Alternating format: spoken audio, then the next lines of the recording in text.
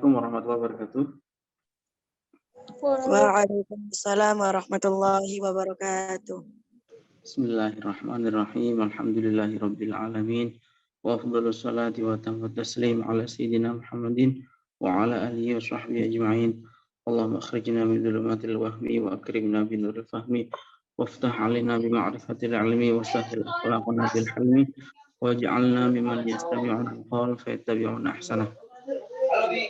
Ba'du, rekan-rekan sekalian, malam hari ini kita melanjutkan pembacaan kitab Al-Haqqul Mubin fi raddi 'ala man tala'a biddin.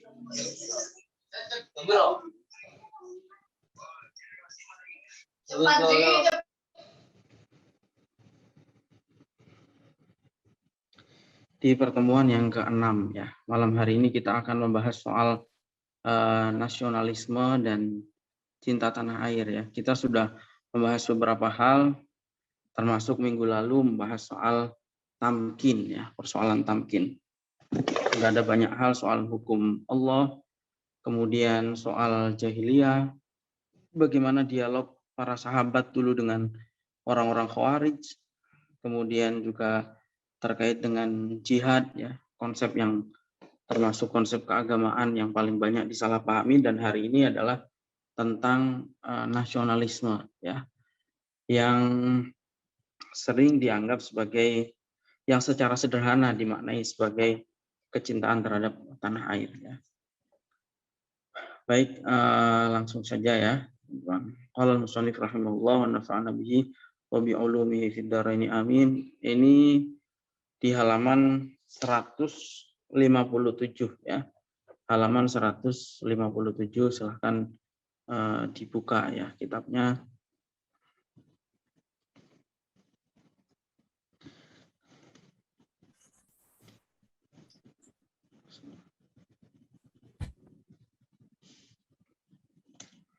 Mafhumul waton. Ini sudah bab yang ke-7. Mafhumul waton, tentang pemahaman soal tanah air. Ya, sebagaimana pembahasan-pembahasan yang lalu ya. Isi dari kitab ini adalah upaya untuk mengkritisi pemikiran kelompok-kelompok ekstrim ya. Sebagaimana mungkin kita sudah tahu bahwa kelompok-kelompok ekstrim ini tidak mengakui adanya nasionalisme atau kecintaan terhadap tanah air. Sehingga nanti kita akan lihat bagaimana perbandingan antara kelompok ekstrim dengan ulama yang mayoritas terkait dengan pemahaman soal tanah air. Ya.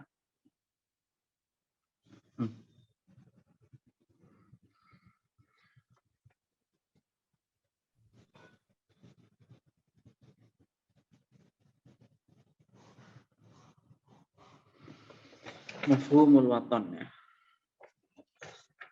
Al-waton muqaranatun baina suratil musyawwahati lil watani fi aqliyatit tayarat al-islamiyah wa baina surah as-sahihah lil watan fil fikr al-islami wa aqliyatil azhar asy-syarif. Ya. Jadi pembahasan kali ini adalah tentang perbandingan ya. Muqaranah itu adalah perbandingan ya, antara gambaran yang menurut penulis kitab ini itu keliru ya, atau terdistorsi di kalangan gerakan-gerakan yang mengatasnamakan Islam, dan gambaran yang benar soal tanah air dari para ulama-ulama muslim, termasuk dari Al-Azhar Asy-Syarif ya. Karena kebetulan kitab ini dikarang oleh seorang ulama besar ya, atau guru besar dari Al-Azhar Mesir ya, Sayyid Usamah Mahmud Al-Azhari. Awalan suratul watan fi dhihni tayarat al-islamiyah. Jadi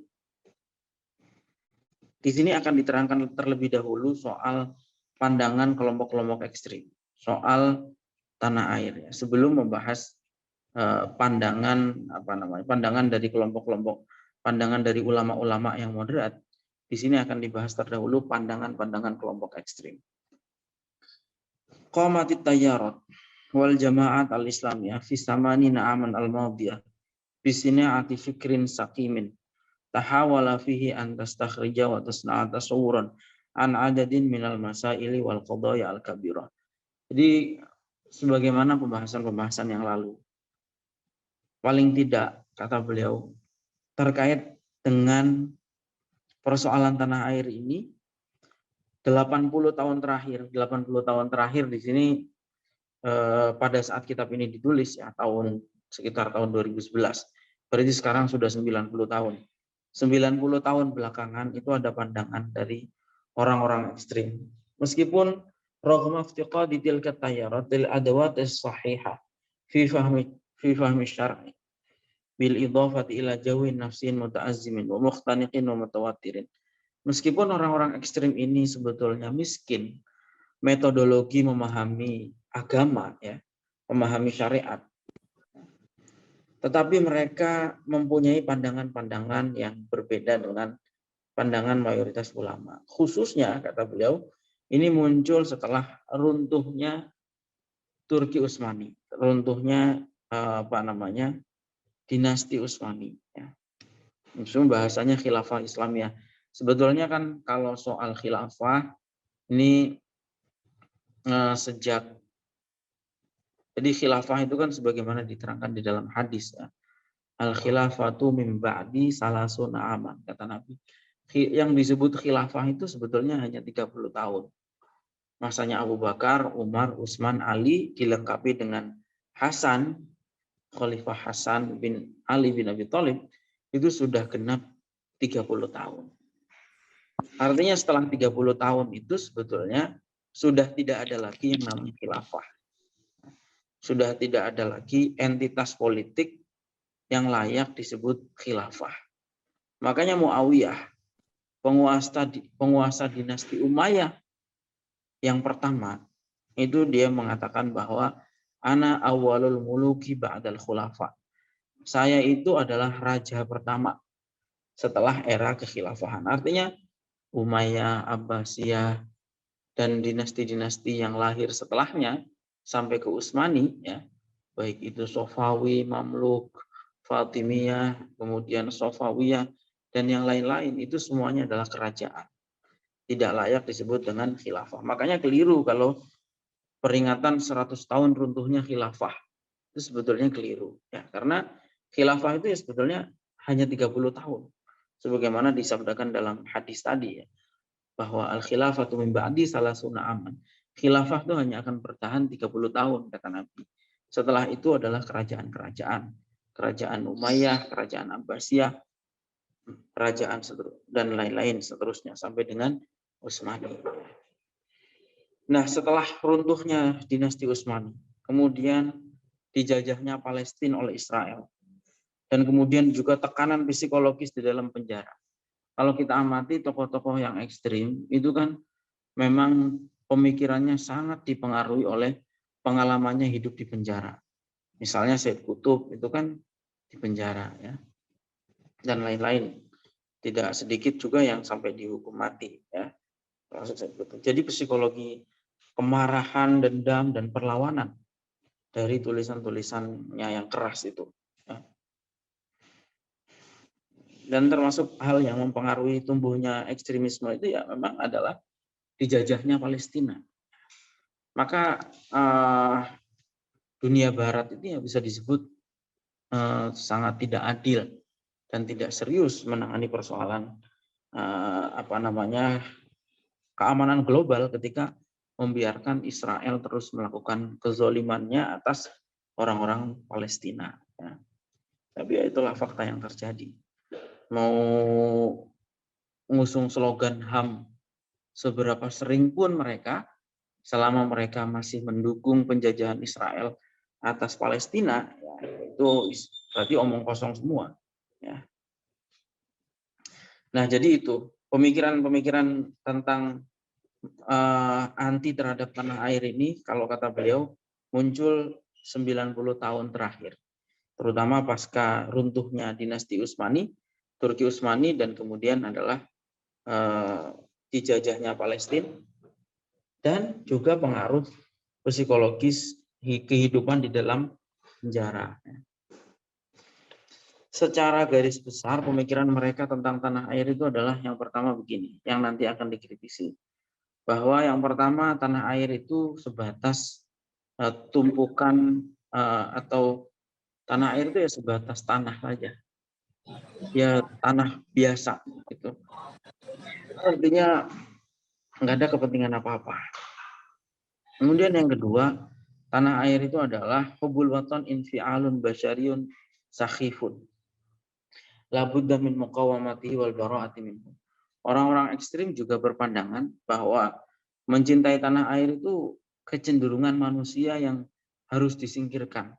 Sebagaimana kecenderungan melakukan kemaksiatan. Manusia itu kan nafsunya ingin bermaksiat ya. Mencuri dilarang, pengen dilakukan.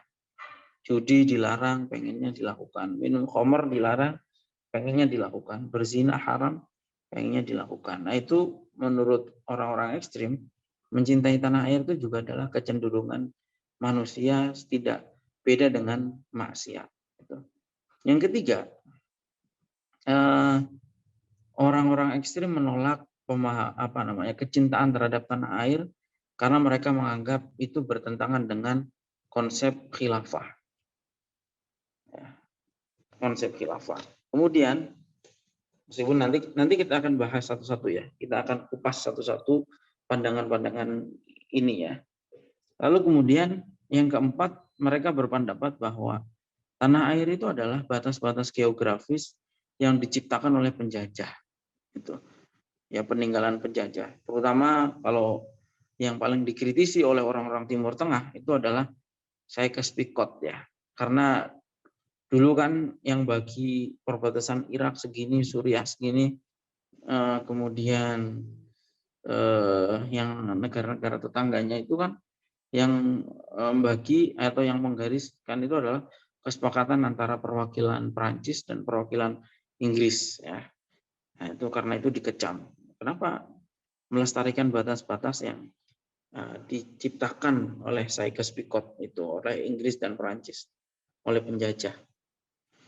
Berikutnya, mencintai tanah air itu adalah termasuk bagian dari yang Allah peringatkan di dalam surat At-Taubah. Yang kelima, nggak ada hadis yang menunjukkan anjuran mencintai tanah air. Yang terakhir, bahwa yang hadis yang menerangkan bahwa Nabi mencintai tanah kelahirannya yaitu Makkah, itu khusus untuk Makkah. Jadi itu secara garis besar pemikiran orang-orang ekstrim tentang tanah air itu seperti itu. Tetapi kita akan lihat ya bahwa konsep mereka itu tidak tepat. Pemikiran-pemikiran semacam itu kalau didalami itu tidak tepat. Yang pertama, tadi dikatakan bahwa mencintai tanah air itu adalah sebatas tanah biasa. Ya. Maksudnya tanah itu ya tanah, bebatuan, debu dan seterusnya. Padahal kalau kita dalami makna apa itu tanah air itu bukan sebatas debu, ya, tetapi tanah air itu adalah menyangkut rakyat, menyangkut sebuah bangsa, menyangkut sebuah peradaban, menyangkut lembaga-lembaga, menyangkut sejarah, menyangkut perjuangan, menyangkut putusan-putusan politik, menyangkut persoalan regional dan internasional, dan juga menyangkut para pahlawan yang membuat sejarah tentang sebuah negara, tentang budaya, tentang tradisi, dan seterusnya. Itu. Jadi tanah air itu bukan hanya sebatas batu dan debu, ya tanah-tanah itu, tetapi mengandung makna yang sangat luas, yaitu terkait dengan tadi rakyat, menyangkut kebudayaan, menyangkut peradaban, menyangkut sejarah, menyangkut para pahlawan yang menciptakan sejarah, ya seperti kita di Indonesia. Nah, kita juga punya tanah air itu ya yang mewadahi bangsa kita sebagai bangsa Indonesia dengan suku-suku yang beraneka ragam. Di dalamnya ada Jawa, Sunda, Bugis, Madura, Papua dan seterusnya. Itu. Begitu juga bangsa, suku, begitu juga dengan sejarah masa lalu, peninggalan-peninggalan sejarah, perjuangan para pahlawan, dan seterusnya. Gitu. Sehingga pandangan orang-orang ekstrim yang menganggap bahwa tanah air itu hanya sebatas tanah biasa, itu ya mendegradasi makna tanah air. Yang kedua, bahwa kecenderungan mencintai tanah air itu menyimpang, sama seperti kecenderungan melakukan kemaksiatan, itu adalah pemahaman yang bermasalah. Ya. Karena sesungguhnya mencintai tanah air itu adalah bagian dari fitrah manusia. Nanti akan diterangkan di belakang bagaimana fitrah manusia itu bekerja. Gitu. Dan sebetulnya fitrah dan Islam sendiri kan agama fitrah. Ya.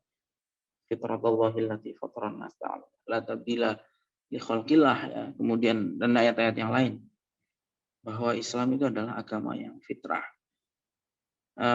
Karena itu Islam tidak mungkin melawan fitrah manusia berupa mencintai tanah air.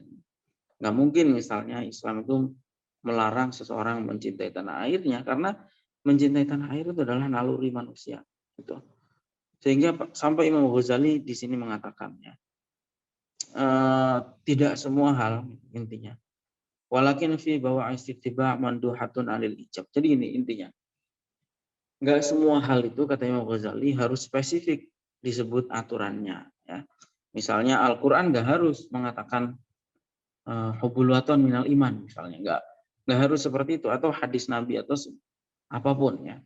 Tetapi banyak hal, kata Imam Ghazali, di dalam Islam itu yang dimana hukum-hukum itu atau tuntunan itu diserahkan pada naluri kemanusiaan. Itu. Mutmainnan ila anna tab'as salim. Karena apa? Karena keyakinan bahwa naluri atau hati nurani itu pasti mengarahkan manusia pada kebenaran. Bitawjihil insan. Makanya di dalam kalimatnya ulama dikatakan bahwa lauma ja'a bihi Muhammadun laisa dinan lakana 'indan nasi hasanan. Kalau saja Muhammad, ya, Nabi Muhammad itu kan bawa ajaran-ajarannya, harus menyambung silaturahim, menolong orang lain, ya. Kemudian ya pemikiran-pemikiran yang lain lah. Seandainya gitu, Nabi Muhammad itu menyampaikan hal-hal tersebut, kebaikan-kebaikan Islam, tanpa menyebut ini adalah agama, itu pasti akan diterima oleh manusia sebagai kebaikan. Karena sejalan dengan fitrah manusia. Yang namanya fitrah manusia itu agamanya apapun pasti menganggap misalnya kejujuran itu baik. Ya. Amanah itu baik. Itu. Menolong orang lain itu baik. Nggak usah ada embel-embel Islamnya pun, manusia pasti akan menerima itu sebagai kebaikan. Karena itu adalah naluri. Itu. Sebagaimana mencintai tanah air, itu juga naluri kemanusiaan. Itu. Jadi seperti itu. Itu kata Imam Ghazali. Ya. Atau Nabi juga di dalam hadis mengatakan muslimun hasanan fahuwa indallahi hasanun. Ya. Jadi nggak harus semua hukum itu spesifik disebutkan. Ya. Nah kemudian ulama-ulama juga nanti di belakang ada sebetulnya, tapi di sini dikutip tentang. Nah di sini juga ada kutipan-kutipan yang cukup panjang soal perbandingan bagaimana Said Qutb memandang sebuah tanah air. Ya. Yang ketiga, catatan yang ketiga, mereka orang-orang ekstrim mengatakan bahwa mencintai tanah air itu bertentangan dengan khilafah, konsep khilafah. Entah maksudnya konsep khilafah itu seperti apa ya. Nah, padahal lama angkanal intimat mukawanan rasikhan min mukawanatil fi'lil basyari wa huwa min ahammi mukawanatil fitratil lati fatarallahu an-nas 'alaiha faqad akadahu asy-syarif wa talaqa minhu wa awal alihi wa lam yaqma'hu aw yatajahalu. Jadi seperti yang tadi disampaikan bahwa ketika kita sudah tahu bahwa mencintai tanah air itu adalah bagian dari fitrah manusia. Karena itu agama tidak mungkin melawan fitrah manusia itu. Bukan berarti agama nggak bisa ya, tetapi agama itu sejalan dengan fitratullahi allati fataran nas 'alaiha gitu. Karena itu syariat itu cukup walakin adalahu wa nasaqahu. Paling-paling syariat itu hanya menertibkan dan meluruskan kalau seandainya ada kecenderungan-kecenderungan manusia yang menyimpang, tetapi tidak sampai melawan fitrahnya manusia. Itu. Kemudian yang keliru adalah tapi ada catatannya meskipun di sini menyebutkan dalil-dalil kecintaan terhadap tanah air, tetapi di sini ada catatannya. Catatannya adalah bahwa fa in ghalaba alaihi hubbuhu wa qalaba ta'assuban yu'adi min ajlil muslim annas fa inna syar'a yarfuduhu. Yang penting adalah nasionalisme itu bukan nasionalisme yang sempit. Ya. Nasionalisme yang sempit itu nasionalisme yang seperti apa? Yaitu ketika berubah menjadi fanatisme. Di mana seseorang memusuhi manusia atau muslim yang lain karena fanatisme kedaerahannya atau kenegaraannya misalnya. Misalnya contoh saja, karena mentang-mentang tidak layak misalnya orang saya mencintai tanah air saya Indonesia, karena itu saya harus membenci Muslim Malaysia misalnya karena beda negara. Nah itu yang keliru. Karena itu sejak dulu ya para ulama-ulama kita, terutama adalah sebagaimana pandangan Kiai Ahmad Siddiq ya. Beliau ini adalah seorang ulama yang mengkonsepkan trilogi ukhuwah. Ya. Ukhuwah itu ada 3 macam. Yang pertama adalah ukhuwah Islamiyah atau persaudaraan sesama Muslim. Ya. Ada juga yang menggunakan istilah ukhuwah imaniyah. Karena kalau persaudaraan Islami semuanya Islami gitu ya. Nah, ukhuwah Islamiyah atau ukhuwah imaniyah. Yang kedua adalah ukhuwah watoniyah, persaudaraan sebangsa setanah air. Dan yang ketiga adalah ukhuwah insaniyah, saudara sesama manusia. Ya. Itu konsep ukhuwah. Jadi yang dilarang itu adalah nasionalisme sempit tadi. Ya. Di mana seseorang memusuhi orang lain karena perbedaan negaranya atau perbedaan daerahnya. Itu yang dilarang.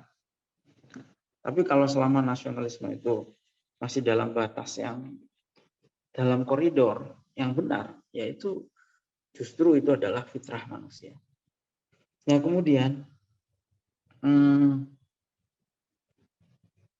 wantima'ul insan liwatonihi la yurgi wa la yafi intima'ahu ila ummatihi al-arabiyah.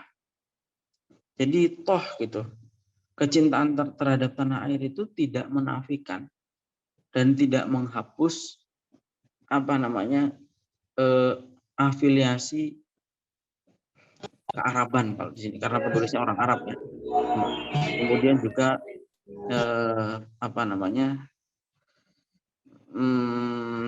dan juga persaudaraan sesama Muslim. Karena itu meskipun sekarang mayoritas negara-negara Muslim, mayoritas Muslim itu adalah menganut sistem negara bangsa, nasionalisme, tetapi masih tetap ada perkumpulan-perkumpulan, misalnya Robitotul Alam Al-Islami, ya, Liga Muslim Dunia itu kan ada ya, Robitotul Alam Al-Islami itu isinya adalah liga atau perkumpulan lembaga-lembaga Islam seluruh dunia. Kemudian juga ada OKI, Organisasi Kerjasama Islam, ya, itu juga masih ada. Jadi di saat yang sama menjadi orang Indonesia, dia menjadi orang Indonesia, di saat yang sama dia juga menjadi Muslim, dia juga menjadi kalau orang Arab ya menjadi orang Arab ya kayak gitu. Artinya kecintaan terhadap tanah air itu juga tidak sampai menafikan dirinya sebagai seorang Muslim ataupun sebagai orang Arab gitu, atau kita sebagai orang Melayu gitu. Seperti itu. Lagi pula ya, tambahan dari saya, lagi pula kalau mereka mengatakan bahwa ini bertentangan dengan sistem khilafah, dan khilafah yang mereka maksud itu adalah kekuasaan tunggal umat Islam seluruh dunia, ini kan sebetulnya konsep yang menurut pandangan saya itu hampir tidak pernah ada. Jadi gini, para sejarawan sering menulis bahwa sejak kapan pemerintahan Islam itu terpecah-pecah. Itu ya paling tidak kan semenjak Ali bin Abi Thalib. Ali berkuasa di Kufah, Khalifah Ali bin Abi Thalib berkuasa di Kufah, dan Muawiyah berkuasa di Damaskus, di Suriah. Di Kufah ini di Irak. Ali bin Abi Thalib di Irak, Muawiyah di Suriah. Jadi pada masa Khulafaur Rasyidun saja pada saat itu, kekuasaan umat Islam itu tidak tunggal. Ada beberapa penguasa-penguasa, ya. Maksudnya tidak pernah ada sejarah kekuasaan Islam itu terhimpun dalam satu. Itu zamannya Ali bin Abi Thalib, apalagi setelahnya. Bahkan kalau kita merujuk lagi sejarahnya Nabi, di saat Nabi masih hidup dan juga menjadi kepala negara di Madinah, itu kan di saat yang sama juga ada raja lain yang Muslim, yaitu Raja Najasyi di Habasyah. Dan Nabi tidak pernah menyuruh Raja Habasyah ini baiat kepada beliau secara politik. Ya. Jadi pandangan orang-orang seperti Hizbut Tahrir dan yang lain-lain yang mengatakan bahwa kekuasaan Islam di seluruh dunia harus satu, itu ya ahistoris, ya. Nggak membaca sejarah sama sekali. Karena kalau kita baca sejarahnya, yaitu jangankan era-era sekarang, zamannya Ali bin Abi Thalib saja itu sudah terbagi kekuasaan itu antara Ali bin Abi Thalib di Kufah Irak dan juga Muawiyah di Syam di Suriah. Setelah itu juga terbagi-bagi lagi, ya. Ada yang Umayyah saja, ada berapa Umayyah? Ada Umayyah yang di Suriah, ada Umayyah yang di Andalusia, di Spanyol. Apalagi kalau kita lihat sejarahnya lagi, zaman Nabi pun sebetulnya kekuasaan Islam sudah tidak tunggal. Karena zaman Nabi memimpin di Madinah, ada penguasa lain, ada presiden lain gampangnya, yaitu di Habasyah, Raja Najasyi itu. Jadi nggak benar kalau mereka mengatakan nasionalisme itu melanggar Islam karena kekuasaannya tidak tunggal misalnya. Dari zaman dulu sudah tidak tunggal kekuasaan politik itu. Tetapi yang penting kan ikatan itu terus terbangun, ya. Maksudnya tidak harus secara formal presidennya satu atau rajanya satu, kan nggak harus seperti itu. Toh persaudaraan-persaudaraan itu tetap terbangun melalui Liga Muslim Dunia. Kalau ada persoalan dimanapun, ya dibicarakan di situ antar negara-negara Muslim. Seperti soal Palestina, ya terlepas soal Palestina ini belum selesai-selesai. Tapi kan ada ruang untuk membicarakan itu di antara negara-negara Muslim, yaitu di OKI, ya, Organisasi Kerjasama Islam, yang KTT-nya itu pernah diselenggarakan di Jakarta tahun 2016. Ya. Soal ekonomi misalnya, oh iya negara-negara Muslim banyak yang miskin, ya kan ada perkumpulannya, meskipun khilafah yang dimaksud oleh mereka yang kekuasaannya tunggal itu tidak ada, tapi kan ada namanya IDB, Islamic Development Bank, atau apa bahasa Arabnya, ya, Islamic Development Bank, ya, atau juga Munadzamatul Ta'awun Al-Islami, ya, dan lain-lain. UIN, IAIN yang dibangun di Jakarta, di Surabaya, di Malang, di berbagai tempat itu kan dibiayai oleh IDB ini, Islamic Development Bank. Ya. Ini kan artinya meskipun negaranya beda-beda, toh tetap bisa kerjasama, tetap bisa saling menyumbang, dan seterusnya. Nah, sampai sekarang Indonesia meskipun sama Palestina berbeda, sampai sekarang Indonesia tidak pernah mau mengakui Israel. Ya. Karena apa? Ya karena persaudaraan sesama manusia juga persaudaraan sesama Islam, ya, gitu. Oke. Yang keempat, mereka mengatakan bahwa tanah air itu adalah batas-batas yang ditetapkan oleh para penjajah. Nah, jawabannya adalah bahwa sebelum penjajah datang pun, ya. Jadi gini, Al-awtanu laysat hududan geografiyatan sona'ahal istimar. Nggak benar kalau dikatakan bahwa tanah air itu adalah batas-batas geografis yang ditetapkan oleh penjajah. Kenapa? Karena tanah air itu ya adalah bagian yang sudah ada jauh ribuan tahun sebelum penjajah itu masuk.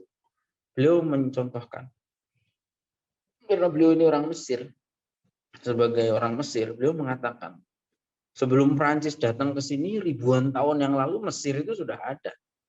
Nggak usah ngajarin bahwa ini batas-batas negaranya ditetapkan oleh penjajah. Ya, ribuan tahun lalu sebelum penjajah datang, zamannya Fir'aun, Nabi Musa, Mesir itu sudah ada. Itu sama seperti kita bilang Indonesia. Ya kita sebelum Belanda datang, ribuan tahun yang lalu di sini sudah ada. Itu sejarahnya sudah ada. Itu tanah Melayu ini, atau meskipun dulu namanya belum Indonesia ya. Itu.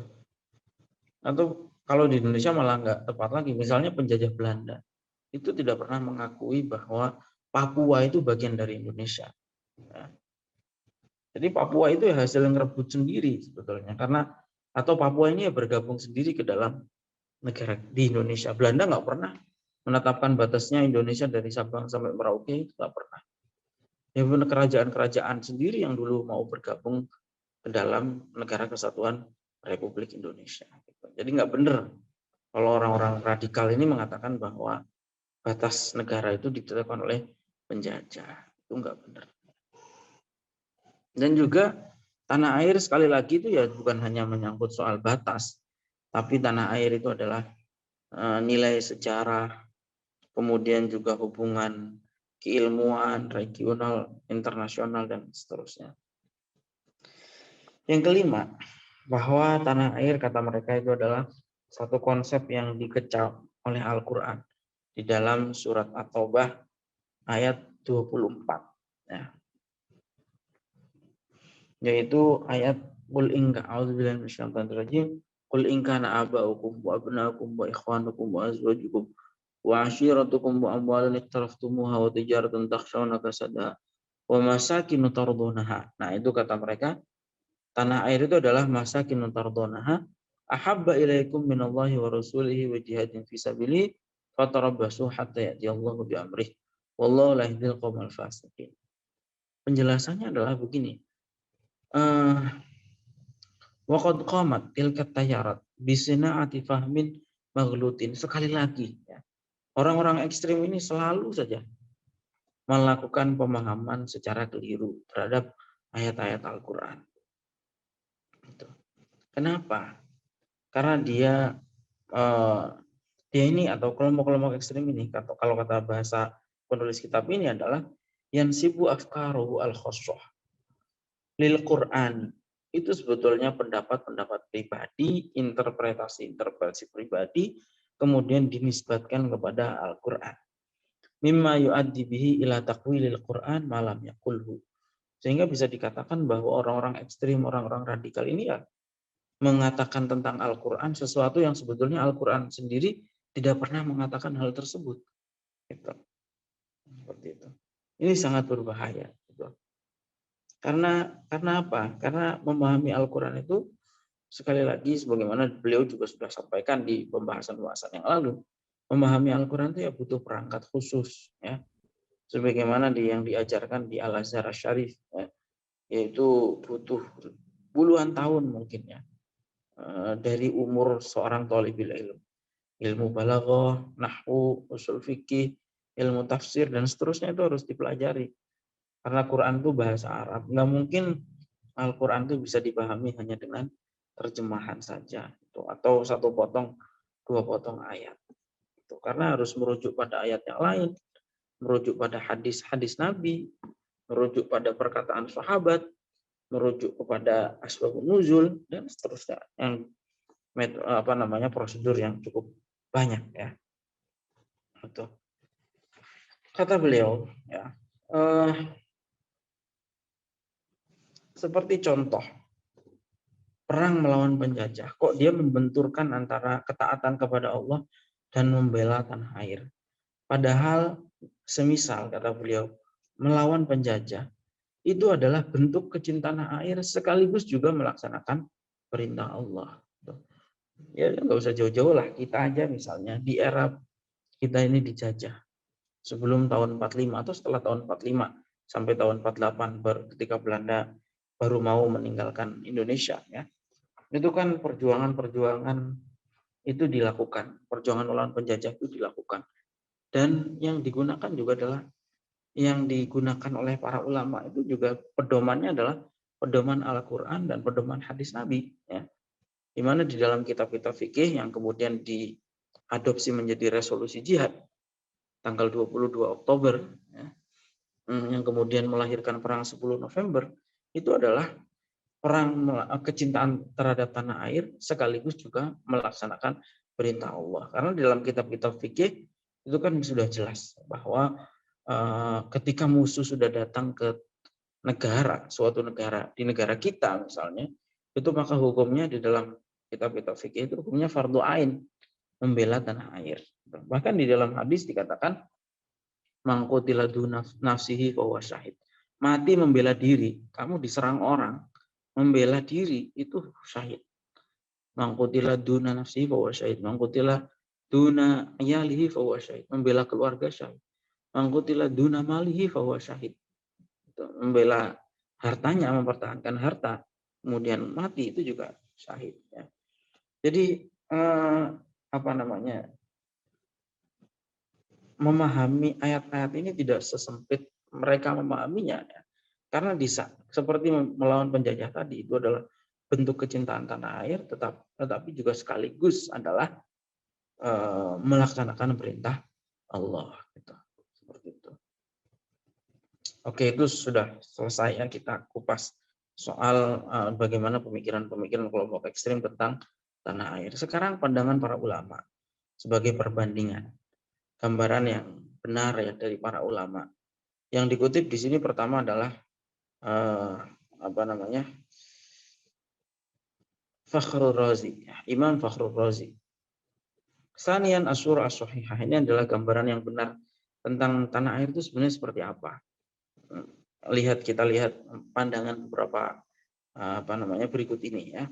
Yang pertama di dalam Al-Qur'an. Yang pertama dari Al-Qur'an dulu ya. Pandangan Al-Qur'an tentang mencintai tanah air. Ini sebetulnya hanya sedikit ya.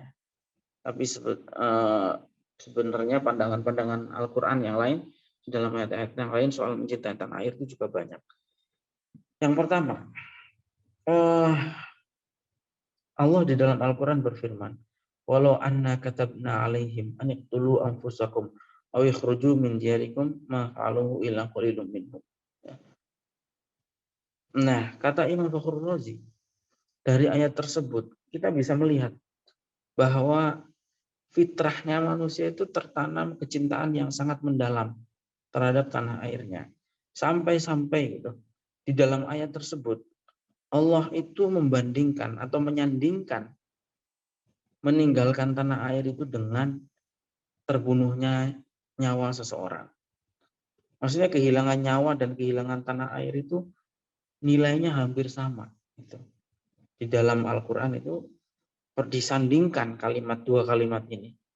Kehilangan tanah air dan kehilangan nyawa itu seakan-akan timbangannya sama. Gitu. Karena apa ya, sama-sama beratnya. Gitu. Kehilangan nyawa itu berat. Tapi kehilangan tanah air juga berat. Itu seperti itu. Itu kata Imam Fakhrul Razi. Yang bagaimana menunjukkan bahwa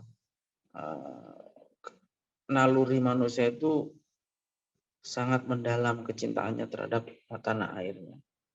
Kita lihat ulama-ulama saja dari dulu ya, langsung ulama-ulama kita yang belajar di Mekah atau dimanapun, itu kan selalu mencantumkan nama kampung kelahirannya di dalam namanya dia sendiri.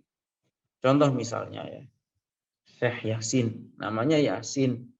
Tapi karena dia ini orang Padang, Sumatera Barat, maka ditulislah di dalam namanya itu Syekh Yasin Al-Fadani.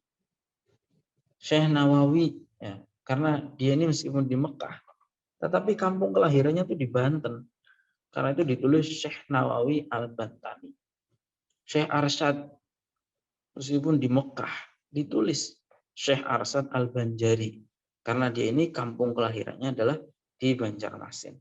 Itu menunjukkan memang mencintai tanah air itu naluri dan dibenarkan, dilakukan oleh para ulama dari dulu sampai sekarang. Begitu juga Mullah Ali Al-Qari. Di sini di dalam kitab Mirqatul Mafatih menyatakan mufaraqatul autan al-ma'lufah hiya asyaddul bala. Meninggalkan tanah air atau kehilangan tanah air itu termasuk ujian yang paling berat. Kita lihat saja orang yang masih dijajah sampai hari ini, seperti orang Palestina, betapa beratnya kehidupan mereka itu. Atau orang-orang Rohingya di Myanmar, ya, dan orang-orang Muslim di tempat-tempat lain, mungkin di Uighur, di Xinjiang, di Cina, ya. Bagaimana mereka tidak mendapatkan, mereka harus meninggalkan tanah airnya, itu sangat berat sekali, ya. Orang Palestina digusuri terus rumahnya oleh Israel, dibuat pemukiman, itu kan sangat berat sekali. Orang Rohingya diusir oleh militer Myanmar, itu kan sangat berat sekali. Asyadul bala, kata Mullah Ali Al-Qari, itu adalah mufaraqatul autan hiya asyadul bala. Kemudian wa min sama fa inna kulla ayatin tadhharu fadlal hijrati fa innaha raji'atun ila hadzal asl. Karena itu semua ayat yang menerangkan tentang keutamaan hijrah, ya, itu kenapa hijrah itu pahalanya besar? Karena memang meninggalkan tanah air itu sangat berat. Kalau terpaksa harus hijrah, sebagaimana dilakukan oleh para sahabat yang hijrah dari Mekah ke Madinah. Tetapi kan kalau zaman sekarang hijrah itu sudah tidak ada. Hijrah itu sudah ada. Karena Nabi bersabda, la hijrata ba'dal fathi. Nggak ada hijrah lagi setelah Fathu Makkah. Jadi sekarang tuh ya udah nggak perlu lagi. Yang namanya hijrah itu sudah nggak ada. Jangan sampai ketipu seperti ISIS, ya. Hijrah ke Suriah, berangkat berbondong-bondong, puluhan ribu orang berangkat ke sana, itu dikibuli semua karena sebetulnya hijrah itu sudah nggak ada lagi. Setelah ditaklukkannya Mekah itu sudah nggak perlu lagi yang namanya hijrah itu. Bahkan ketika seseorang hidup di negara yang mayoritas non-muslim seperti di Eropa, di Amerika, itu pun tidak ada anjuran untuk hijrah ke negara muslim. Apalagi kalau seumpama di sana bisa dakwah, itu lebih bagus lagi. Malah mungkin harus menetap di situ. Seperti itu. Kemudian ada juga di sini syair dikutip. Ada 3 hal yang paling berat katanya untuk bisa bersabar. Pertama adalah diusir dari tanah air. Yang kedua adalah kehilangan sahabat. Dan yang ketiga adalah kehilangan kekasih. Oke, itu dari Al-Quran. Yang kedua, sumber dari hadis. Imam Bukhari meriwayatkan bahwa Nabi SAW karena idza qadima min min safarin fanadhara ila juduratil madinati aw da'a rahilatahu. Nabi itu, ya, kalau bepergian dan hampir sampai ke Madinah, Nabi itu selalu mempercepat kendaraannya. Itu.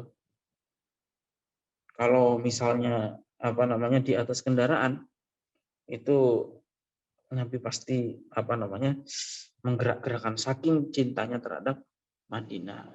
Sebetulnya bukan hanya ini, ya. Ketika Nabi akan meninggalkan Mekah, itu kan Nabi juga merasa sangat berat sekali, ya.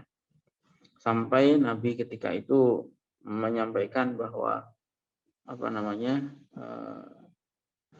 demi Allah, gitu ya, bahwa kamu ini Mekah adalah tanah yang paling saya cintai. Gitu. Seandainya saja kaumku tidak mengusir aku, ya, niscaya saya tidak akan meninggalkan kamu, gitu ya, meninggalkan Mekah maksudnya. Menunjukkan betapa cintanya Nabi itu terhadap tanah kelahirannya itu Mekah. Tapi ketika Nabi sudah sampai di Madinah, doanya Nabi itu adalah Allahumma ahbib ilainal Madinah kahubbina ila Makkah aw asyad. Kata Nabi, ya Allah berikan kecintaan terhadap saya, ya, kecintaan terhadap Madinah, kecintaan saya terhadap Madinah sebagaimana kecintaan saya kepada Makkah atau bahkan lebih, gitu ya. Jadi ketika Nabi sudah sampai, dulu Nabi mencintai Mekah, tapi ketika sudah sampai di Madinah, Nabi juga berusaha meminta kepada Allah supaya diberikan kecintaan terhadap Madinah. Itu sesuai prinsip di mana bumi dipijak, di situ langit dijunjung. Kita hidup dimanapun. Karena kan sesuai definisi yang tadi dikutip dari ulama, tanah air itu dua. Satu adalah tempat kelahiran kita, yang kedua adalah tempat kita tinggal. Jadi Mekah itu adalah tanah kelahiran, Madinah itu adalah tempat Nabi tinggal. Ya. Dua-duanya adalah harus dicintai. Ya jangan sampai kita misalnya ke tempat lain terus sudah tinggal di tempat lain masih ya, misalnya jelek-jelekin tempat yang ditinggali, itu kan nggak pantas sama sekali. Tinggal di Indonesia, makan di Indonesia, minum di Indonesia, menghirup udara Indonesia, meminum air Indonesia, dimakamkan di tanah Indonesia, tapi menjelek-jelekan Indonesia, itu kan aneh. Jadi itu dari hadis. Kemudian dan yang lain-lain lah, banyak sebetulnya di sini keterangannya cukup banyak penafsiran dari para ulama terkait dengan hadis-hadis itu ya, karena banyak nas yang semakna ya. Misalnya di Al-Qur'an itu juga ada doanya Nabi Ibrahim.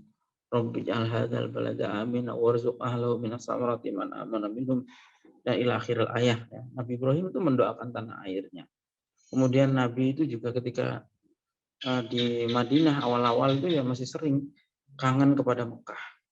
Tapi kemudian Allah berfirman menurunkan wahyu kepada beliau, yaitu innalladzi farada 'alaikal qur'ana laradduka ila ma'ad. Yang menurunkan kepadamu Al-Qur'an itu juga akan mengembalikanmu pada tanah kelahiranmu. Ya, menunjukkan bagaimana kecintaan dan ta'alluq keterikatan Nabi itu dengan tanah airnya.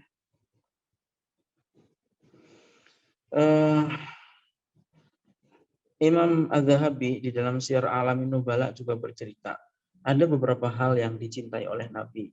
Pertama, Nabi itu yuhibbu Aisyah, mencintai Aisyah, mencintai orang tuanya, mencintai Usama, mencintai kedua cucunya, ya.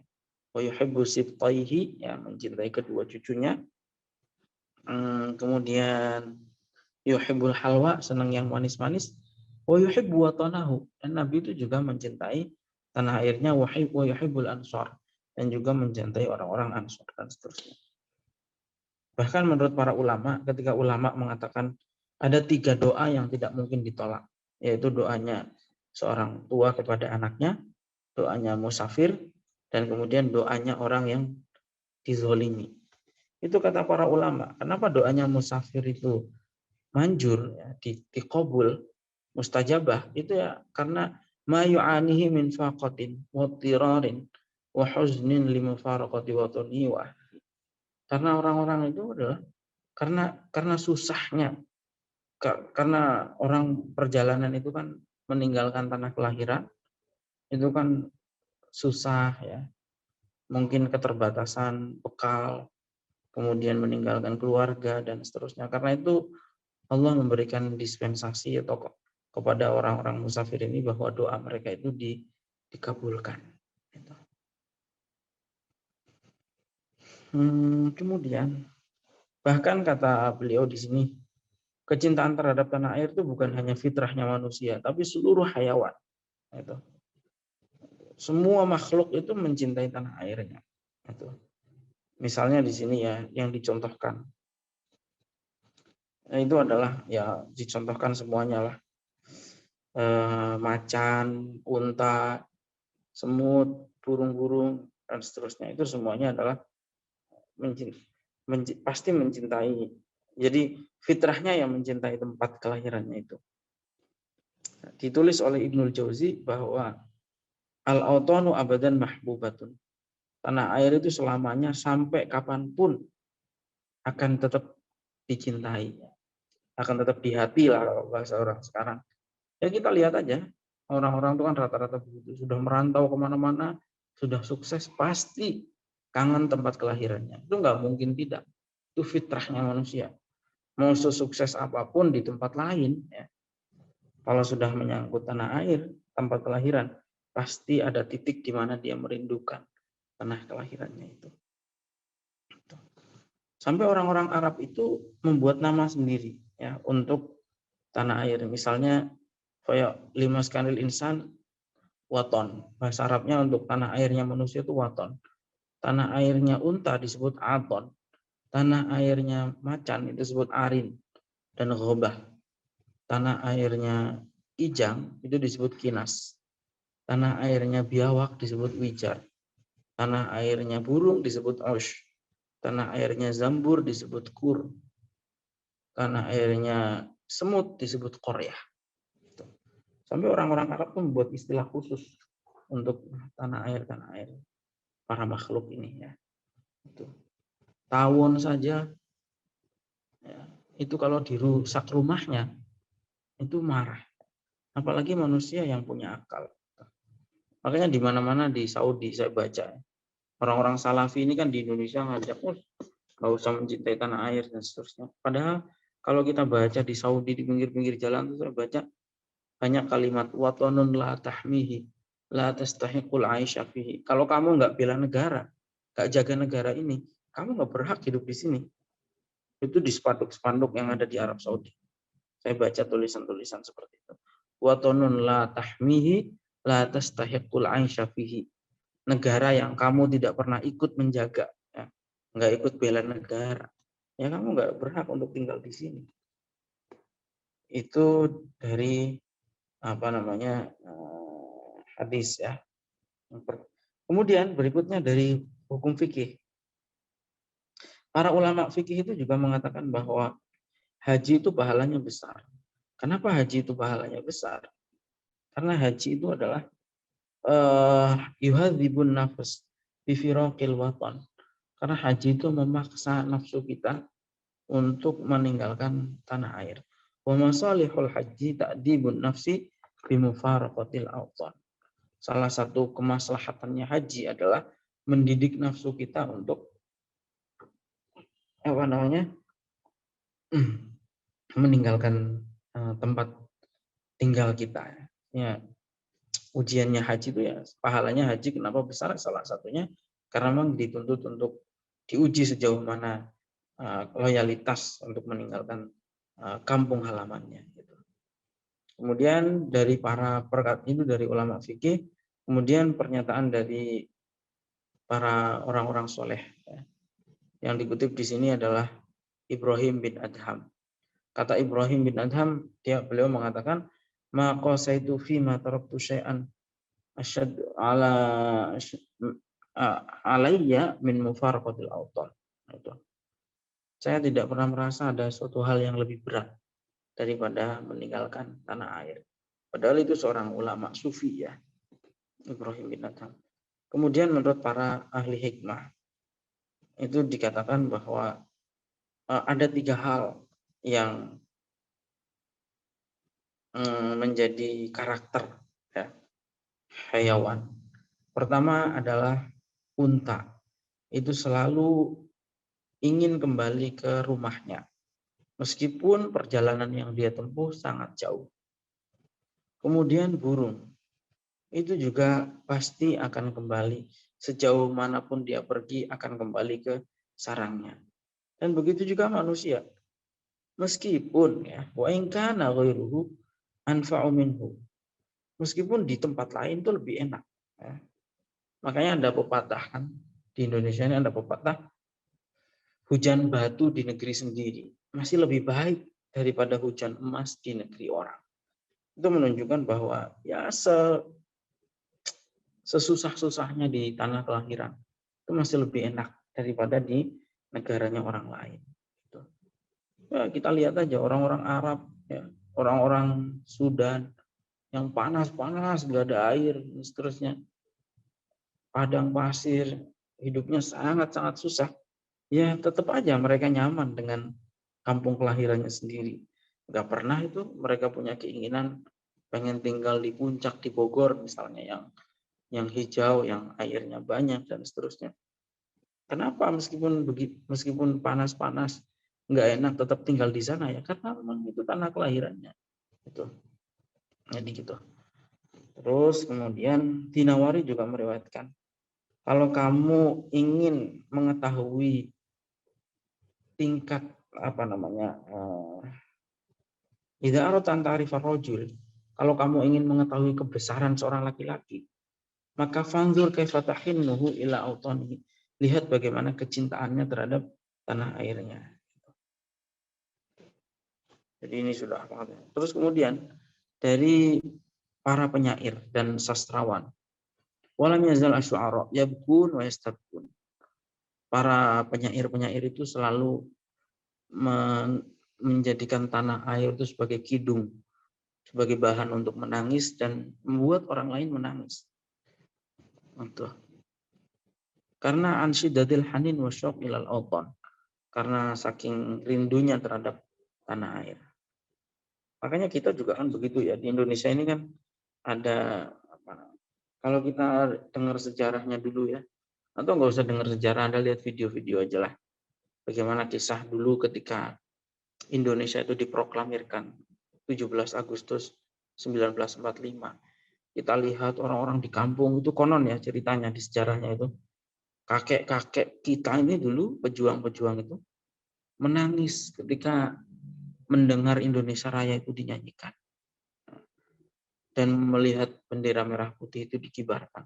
Mereka menangis. Kenapa? Setelah perjuangan 300 tahun lebih dijajah oleh Belanda, akhirnya bisa merdeka. Itu. Dan dulu ya, lagu-lagu yang kita nyanyikan hari ini, lagu-lagu kebangsaan, seperti Hari Merdeka, Himne Syukur, kemudian Satu Nusa, Satu Bangsa, itu bahkan ditulis juga oleh seorang zuriyahnya Nabi yang bernama Sayyid Hussein Mutahhar. Ya. Sayyid Hussein Mutahhar. Yang ngarang tuh ya bukan orang. Makanya sangat aneh lah orang hari ini terus mengkafir-kafirkan. Padahal dulu yang memerdekakan negara ini juga para ulama. Sampai yang ngarang-ngarang lagu kebangsaan itu juga adalah para ulama. Kok sampai ada orang-orang hari ini mengatakan itu bid'ah mungkaroh katanya. Nyanyi lagu kebangsaan itu bid'ah mungkaroh. Padahal yang nulis lagu-lagu kebangsaan ini juga adalah seorang sayyid, seorang zuriyahnya Nabi, yaitu Sayyid Hussein Mutahhar.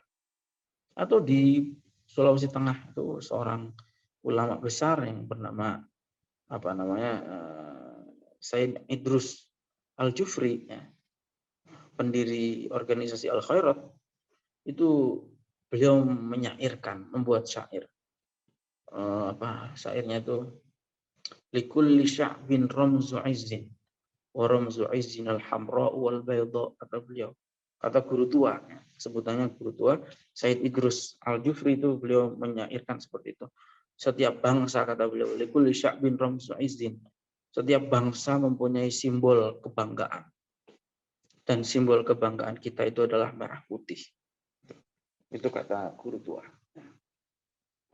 Bahkan beberapa ulama itu sampai menulis kitab khusus tentang tanah air, tentang kecintaan terhadap tanah air. Tentu yang yang ditulis secara tergabung dengan materi-materi yang lain banyak. Tapi ini ada beberapa ulama yang memang khusus menulis kitab khusus tentang mencintai tanah air. Yang pertama adalah Al-Jahiz dalam kitab Hubbul Watan. Kemudian adalah